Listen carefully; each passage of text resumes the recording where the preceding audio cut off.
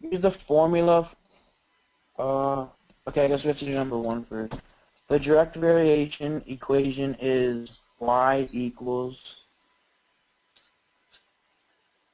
kx,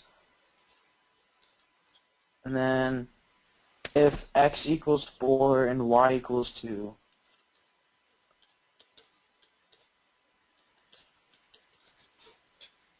write the equation for the function. Okay.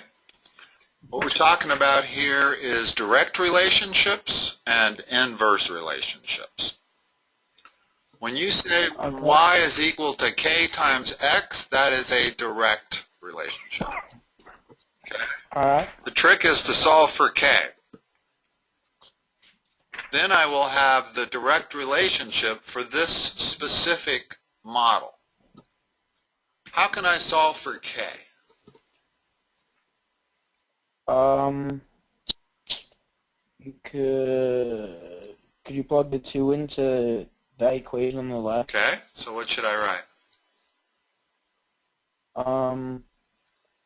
Would you do y equals... Okay, you said plug it in. In other words, we're going to plug in this x and y value where we see x and y.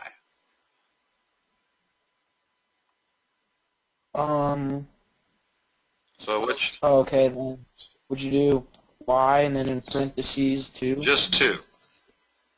Okay, so 2 equals... I don't know what k is yet, but x is what? 4. Okay, now solve for k. Okay, so I'm going to subtract 4 from both sides. Subtract. Remember that what is the 4 currently doing to the k? Oh, it's multiplying. Okay, so you always have to do the opposite. So divide 4 from both sides? 4 by both sides by 4, which gives you a k of that. Reduce that.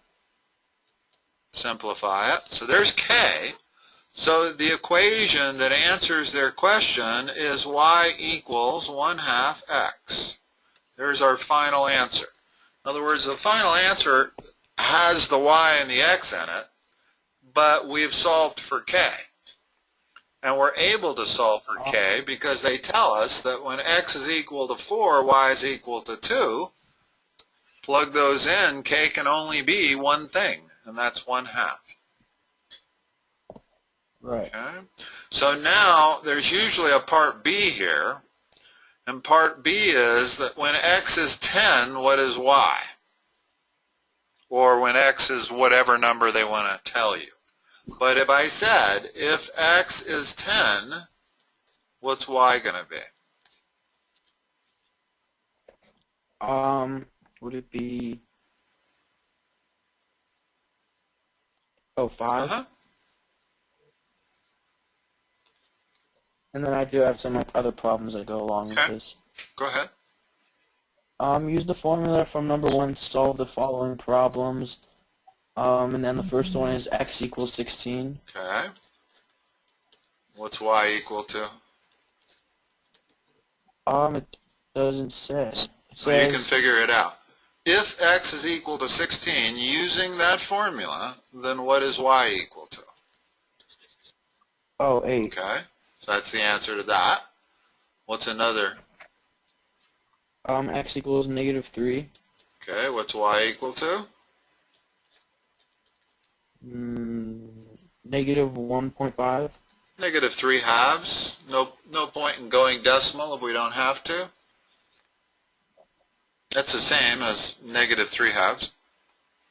And then the next one is y equals 12, which means x equals 24. Good. Alright. And then this is something totally different. Actually, wait. The inverse variation formula is y equals k over x. Now, this is different. Notice this is inverse.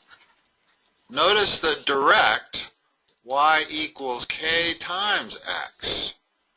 When you have a direct relationship, when x goes up, y goes up. When x goes down, y goes down. If I were to establish a relationship between the height of a person and how much they weigh, that would be a direct relationship. The more taller they are, usually the more they're going to weigh, okay? Okay. But inverse relationships are completely the opposite. When x goes up, y goes down. When x goes down, y goes up. So this is completely different. An example of an inverse relationship would be gravity and the distance between two planets. The further that distance, the smaller the gravity, the effect of gravity. So as the distance increases between two planets, gravity goes down. As the distance gets closer between two planets, gravity goes up. So the gravitational force is an inverse relationship. Okay, and this is the general formula for any inverse relationship, but each model is going to have its own K. So all of these are going to be solved the same way. They're going to give us a y and an x, and that's going to let us solve for K. And then we'll have the equation. We'll have y equals whatever that K is over x. So what do they give us first? X equals 5 and y equals 6. Okay, use that to solve for K. So the new thing would be 6 equals K over 5.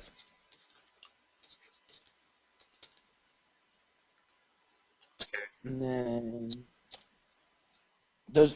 K is being divided by 5, so I have to times it by both sides, right? Got it. So would it be 30 equals K? Uh-huh. So now what's our specific equation? Y equals 30 over K. Exactly. And that relationship applies to this problem. So now they're going to give us a bunch of x's and y's, and we have to figure, excuse me, I wrote that wrong, 30 over x. In other words, we solved for K. So it's all we want to do is go back and substitute 30 for K, and that's our formula. Remember, the final formula always has the y and the x still in it. Okay, so now let's go through their questions. They're going to give you an x or a y, and we have to solve for the other. It says y when x equals -3. Oh, so find y, I'm guessing. What's y going to be?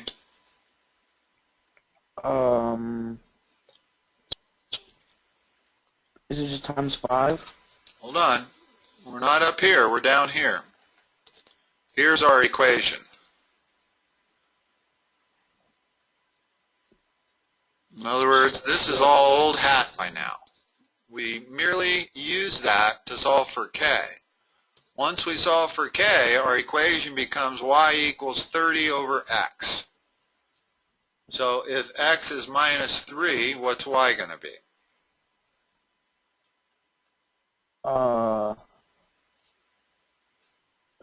It can't be 30, can it? Plug in -3 for x and solve that. What's 30 divided by -3? Oh, -10. -10, okay. So, in other words, if x were -3, then y would be -10. It's real simple. As all you do is plug in whatever they give you, whether it's x or y, plug it in here and solve for the other one. Okay, so the next one is x equals 6. Okay, what's y? 5. Okay, next one. When y equals 1 over 32. Okay, let's do this piece by piece so we don't mess it up. So how am I going to do it? You're going to put the 1 and 3, 2, I don't know how to say it, over the... In place of y. Yeah. Okay, so that's equal to 30 over x. And then I'm going to times it by both sides. Times what by both sides? The 1 over 32. When you have a fraction equaling a fraction, Oh, can't you just like cross multiply. Oh, What do you okay. get when you cross multiply here? So 1x obviously, and then 960. So X equals one 960. step solves for x. So in other words, x equals 960. Now notice what's happened. As y got smaller, when y went from 5 to 1/32, x got bigger. X went from 6 to 960. And that's what happens with inverse relationships, is when one variable goes up, the other one goes down, and vice versa. Now, it's not always. Sometimes you have y will be inversely related to the square of x. And that's how I would write that. Okay. Or y could be directly related. Have you had joint relation yet? Don't like the way that question sounds. A joint relationship is where you have two variables. There's still the k, but you might have an x and a z. Oh yeah, I think we've done In other words, this would, I would say, y is jointly related to x and z. Okay, if I had this,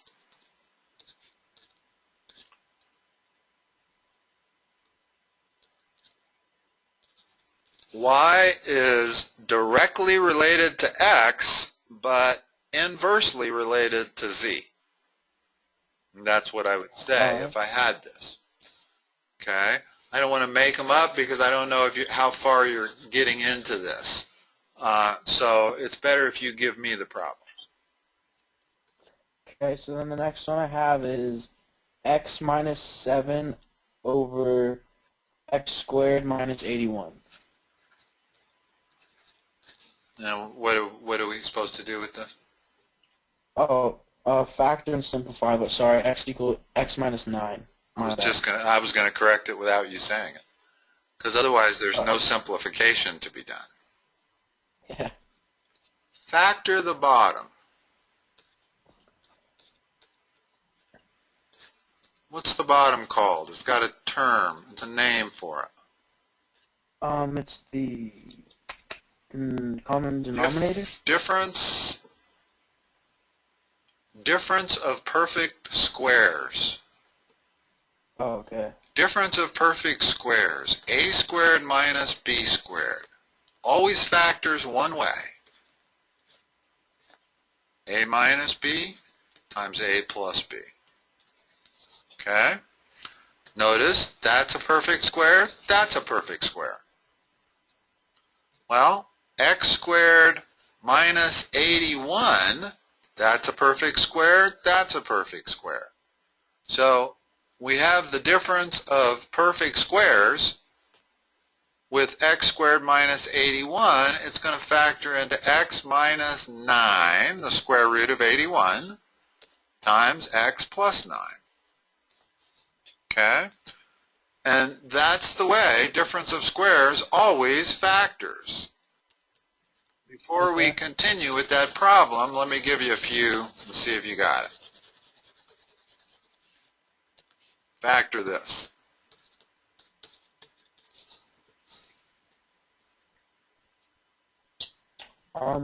Maybe x minus 5 and x plus 5? Yeah, x minus 5 times x plus 5. It's always multiply. You'll notice that if you FOIL those two terms back together, the only term you have is the term on the far left and the far right. The middle terms cancel one another out. So that's why difference of squares always factors perfectly into that. Now, let me give you one more, just to make sure you got it.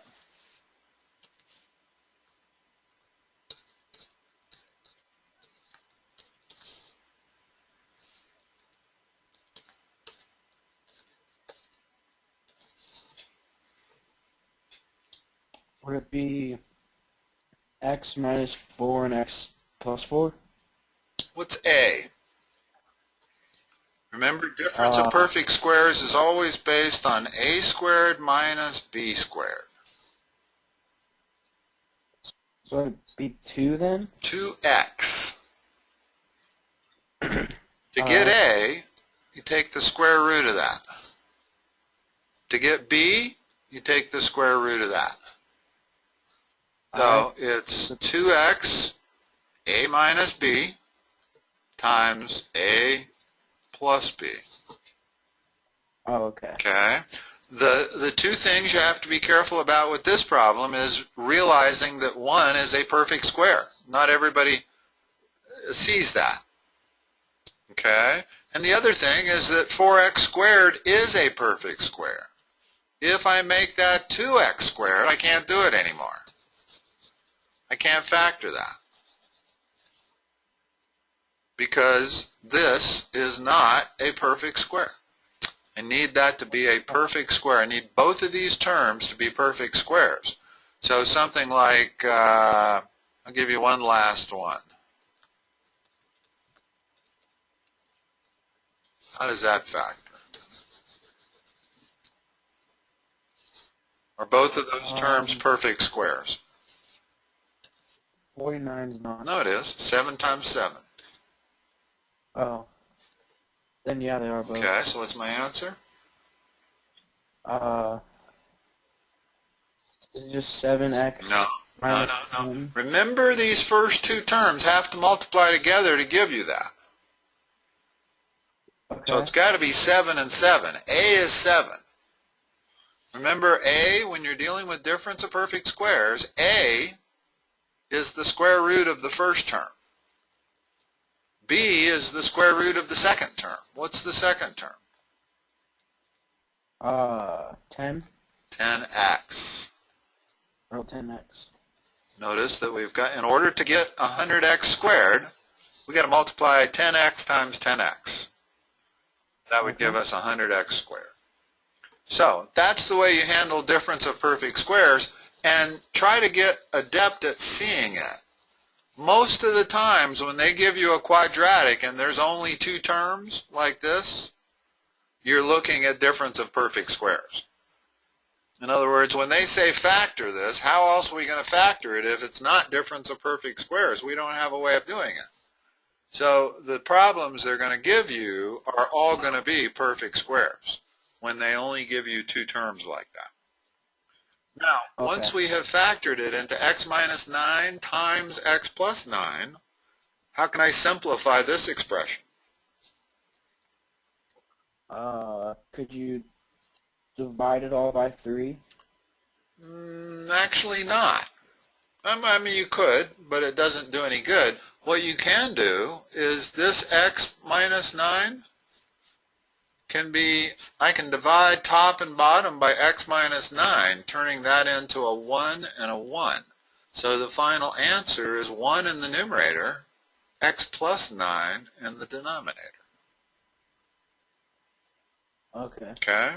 So always remember that even though it's a binomial term, if you have 1 in the numerator and you have 1 in the denominator that's multiplying something else, you can cancel these out. I say cancel them out. X minus 9 over x minus 9 is 1. So I really mean replacing that with a 1, replacing that with a 1. And then you get this as a final answer. Okay? What else you got? X squared minus 2x minus 35 over x plus 5 and then all of that times x squared minus 25 over parentheses x minus 7 and then parentheses x minus 5. Okay. When you see a problem like this, these are always factoring problems. Factor wherever you can factor, and then cancel wherever you can cancel. Well, the first two things I see is I can factor this. And what's this called again? It's two terms? Like terms? No, I said that whenever you see a quadratic that's only got two terms, what's it normally going to be called? Difference of perfect squares? Oh yeah, sorry, I forgot about that. Okay. So we're going to factor that one using difference of perfect squares, and we're going to factor this one in the normal way you factor a quadratic. So factor the top left for me. And you want to be good at factoring. If you're not good at factoring by now, we should be spending every session on factoring. Okay. So the top one is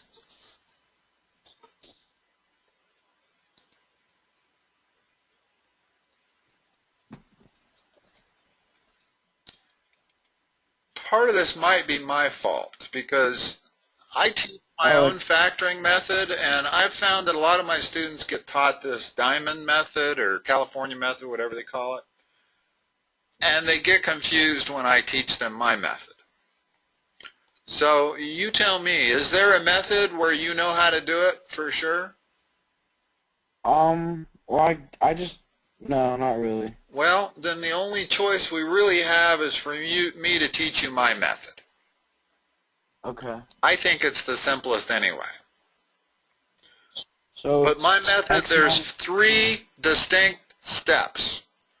And most people, when I teach them my method, they want to leave out the middle step, and that screws them all up.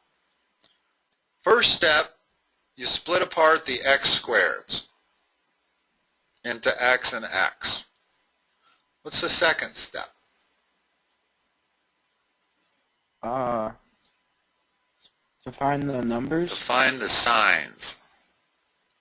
We need to want to know in one step what that sign's going to be and what that sign's going to be. Are we dealing with 2 pluses, 2 minuses, or a plus minus? The first one's going to be a minus and the second one's going to be a plus. Either or works. In other words, it doesn't matter. All I know is that the signs are different because you cannot produce a minus 35 with the same signs. They have to be different. So we'll put a plus there and a minus there. Now, that's the second step. Third step, factors of 35 that do what? Add up to negative 2. So actually, they want to subtract to the number 2. Now, I suppose you could say factors of negative 35 that add to negative 2, but to me it's easier if we are looking for factors of 35 that subtract because of the negative sign in front of the 35 just to the number 2. Forget about the negative 2, just to the number 2. What 2 factors of 35 subtract to 2? 7 and 5. Okay. Now take the larger, that's step 3. Now step 4 is take the larger of those factors and put it with the sign of the middle term. So the 7 goes with the negative sign. 5 goes there. And we're done. We have factored that top quadratic. Okay? Now, we still have an x plus 5 under here. We'll leave that alone for a moment. Factor the x squared minus 25. 5 times, or 5, it'd be 5 for both of them. Give me the full thing. 5, or x plus 5, and then x minus 5. Okay, good. Now I'm going to put that over here, and now I'm going to go to town crossing out, because notice that everything is multiplication here. We're doing addition and subtraction, but within the parentheses. So it doesn't matter. In other words, I can cancel this x plus 5 with this x plus 5 over there. Okay. Okay? I can cancel this x minus 7 with this x minus 7. And I can cancel this x minus 5 with this x minus 5. Well, what do I have left in the denominator? X plus 5? No, I don't see anything left. I got a 1. That's what I have left in the numerator. So the only thing left in the numerator is that x plus 5, and the only thing left in the denominator is 1, and I don't need to write it. So that's the answer. And that's the way you want to do all of these. These are all factoring problems.